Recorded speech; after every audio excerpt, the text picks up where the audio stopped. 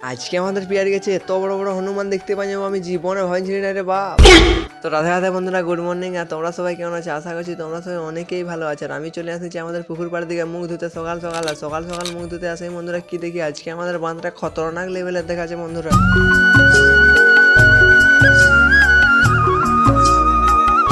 তো যাই হোক বন্ধুরা, ঘরের দিকে যাই দেখি ধনিয়ে ও আর নতুন সাইকেল আনিছে, তার খুশিয়ে ববিয়ে আমার ক্যামেরার দিকে এরকম এরকম কিছু দেখা আমি জীবনে ভাবি নাই। আর বন্ধুরা সাইড দিকে দেখি ধনির সাইকেলের মাঠগাত তো টলমল করছে রে বাপ, কি সাইকেল ওটা খেয়েই যান।